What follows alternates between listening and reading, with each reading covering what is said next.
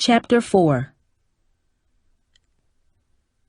Harold, who do you hang around with at school? Cindy asked, trying to break the tension. Except in classes, she rarely saw Harold at Bluford. Hang around with? Harold responded, staring at the table. Nobody, I guess. I hang by myself mostly. How come? Cindy asked. Harold shrugged. Guess I just haven't found the right people. I know what you mean, Cindy said. With the exception of Jamie and Amber Lynn, Cindy did not hang out with anyone else. Again, the uncomfortable silence descended. Cindy tried to think of something to ask Harold when he suddenly spoke up. Have you been sick? He asked. I haven't seen you in school as much, and I was wondering if you were okay. I'm fine, Cindy said, surprised that he noticed her absences. I was sick for a few days, but I'm better now. Cindy lied. She did not want to tell Harold her problems, especially not with Mrs. Davis so close by. Harold smiled. I'm glad you're back, he said. Feeling better, I mean. Just then, Mrs. Davis carried over a large plate of pork chops and an enormous bowl of mashed potatoes. All right, I don't want anyone leaving this table hungry, she said, filling Cindy's plate. It had been years since Cindy had eaten such wonderful homemade food. As they ate, Cindy spoke about her new job drawing cartoons for the Bluford Bugler. Well, ain't that amazing? You draw pictures that make folks laugh. Child, that's a gift. A real gift, Mrs. Davis cried. Harold was shoving mashed potatoes into his mouth as if he hadn't eaten in a week. He said. It's just a high school paper, Cindy explained. But it's kind of fun. It's the only thing I've ever done that's, special. In middle school, this one teacher saw me sketching a cartoon, and when he saw it, he laughed. He really laughed. You have got to show me your drawing, Cindy. I love to laugh, Mrs. Davis said. First thing I do when the paper comes is look at the cartoons. The front of the paper is so full of bad news. People getting shot, crime, and drugs all over the place. Lord, we need some laughter in our lives.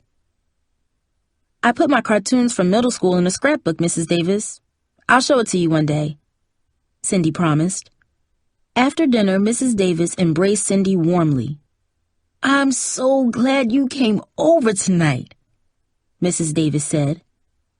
Being hugged by the old woman was like being wrapped in a favorite warm blanket. It seemed like years since her mother had given her such a hug.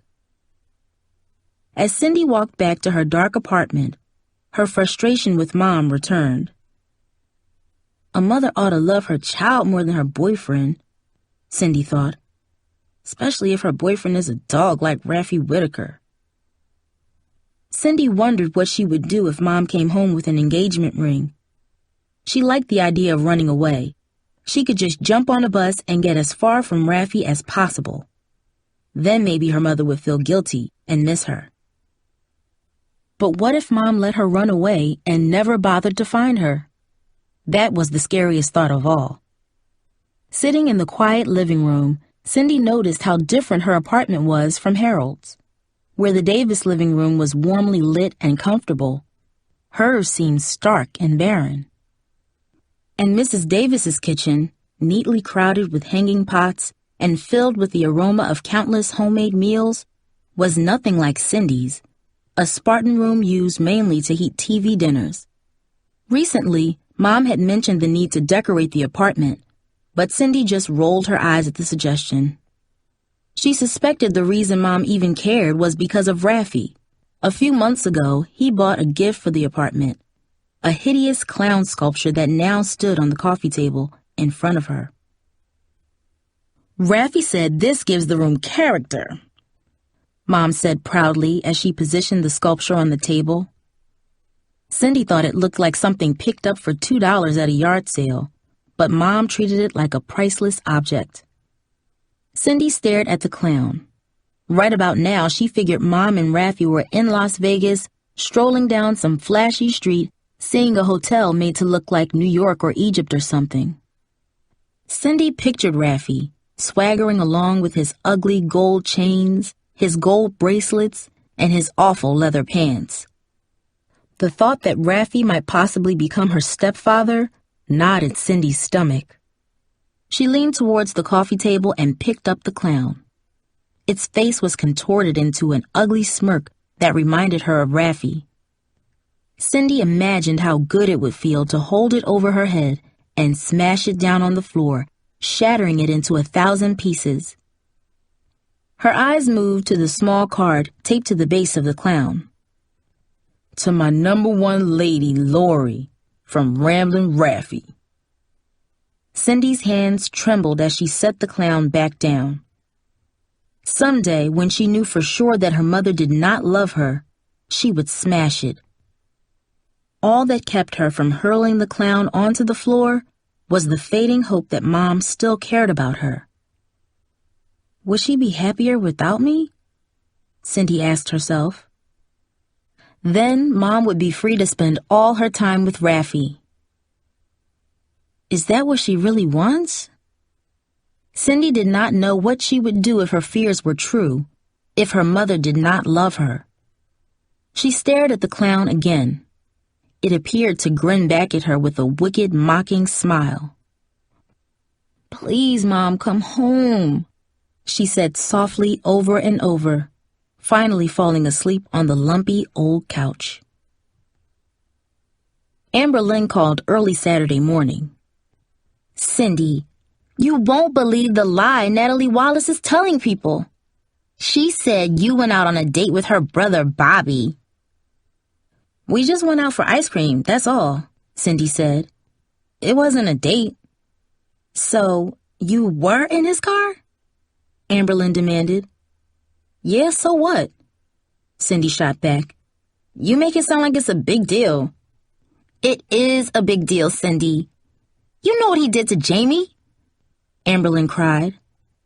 I just can't believe you even give him the time of day after all that happened last year. Think of how upset Jamie's gonna be when she hears about this. What's she gonna be upset about? Cindy replied. She done Bobby a long time ago. Have you forgotten why? Lynn asked, her voice rising to a high pitch. You were there, Cindy. You remember what he did to her? I can't believe you would even... Lynn, all that stuff's in the past, Cindy responded with a dramatic sigh. Just let it go. Let it go? Lynn exclaimed. Bobby Wallace beat up one of our best friends and almost ruined her life. How am I supposed to let that go? And how can you ride around with him like nothing ever happened? He's changed, Cindy said. Bobby admitted he did bad things, but he's different now. Like your brother Royland. He's changed, hasn't he? Cindy, that's different. Royland may have gotten into trouble a few times, but he never hung out with drug dealers, and he's never beat on no girls either, Lynn said. Well, I think you need to mind your own business, Cindy snapped. That's what I think. Girl, you don't have to talk like that to me, Lynn responded. I'm just looking out for you, okay? Well, I can look out for myself. Anyway, I gotta go now, Cindy said. Mom's here. Cindy was lying, but she did not want to listen to more lecturing about Bobby Wallace. Bobby was the one reason Cindy was not totally depressed about being left alone for the entire weekend. She was not about to let Lynn take that away.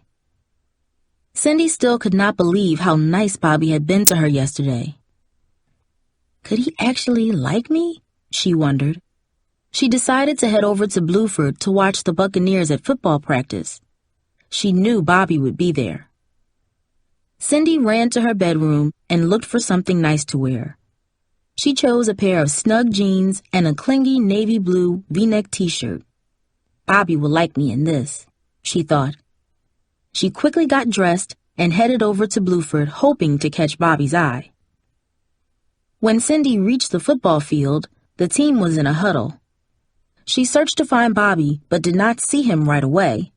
Then, when she saw the name Wallace on the back of a jersey, her heart started pounding. Cindy stepped onto the bleachers, hoping to get a spot where Bobby would notice her. A small crowd of spectators was gathered on the bleachers.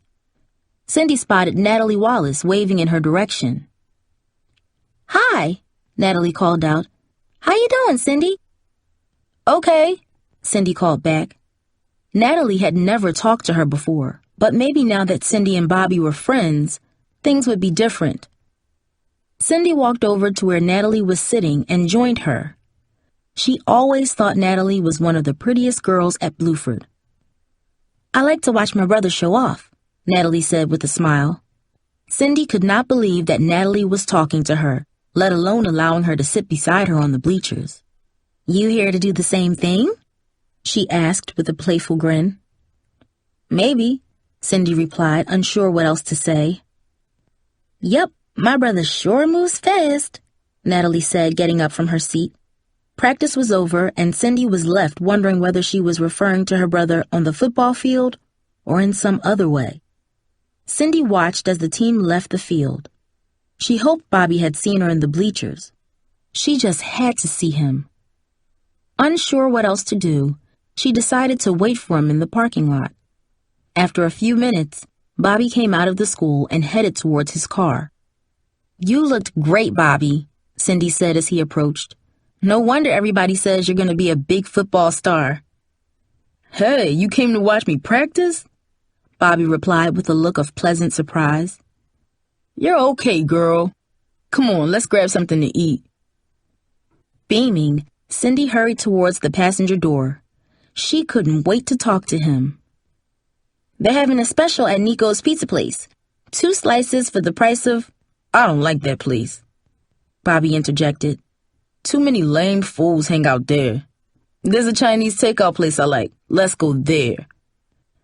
When Cindy got in the car, she turned to Bobby and said, "Guess what happened yesterday? Miss Abbott chose me as an artist for the Bluford Bugler. I just found out." "Really?" Bobby said. "You go to most of the football games, Cindy?" "Sometimes," Cindy answered. "Well, now that we're tight, you gotta come to all the games," Bobby insisted. "From now on, I'm gonna look for you whenever I'm on the field.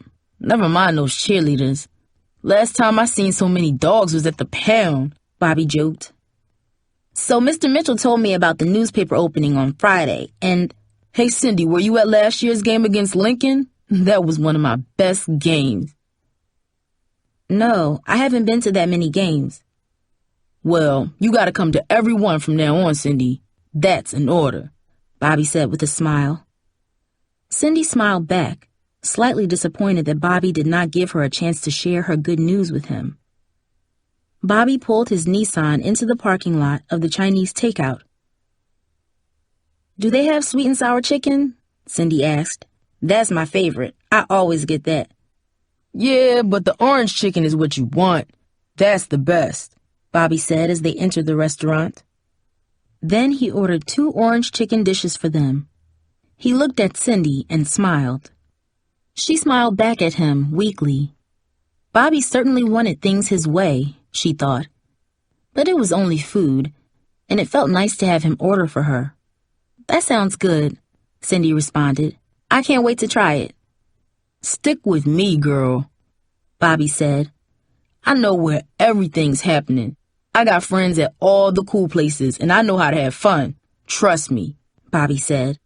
"Hey, what time you gotta be home, Cinderella?" Cindy smiled. Nobody had ever called her Cinderella before. It made her feel special, even beautiful. For once, her name did not sound so ugly. Cindy was so delighted by the nickname that she decided to tell Bobby the truth. "Mom's gonna be gone all day. I don't have to be home early," she said. "For real?" Bobby said with a glimmer in his eyes. "Then let's have some fun." After lunch, Bobby drove to an old row home in a rundown part of town where some of his older friends lived. "Don't let the looks of the place throw you. Nothing bad happens here," Bobby explained. "This is where we come to chill out, listen to some music, dance, smoke a little weed." Cindy grew a little nervous. She had smoked marijuana once in middle school with Jamie and some others. Though a few kids seemed to enjoy it, marijuana only made Cindy feel hazy and numb. Weed was a small deal compared to other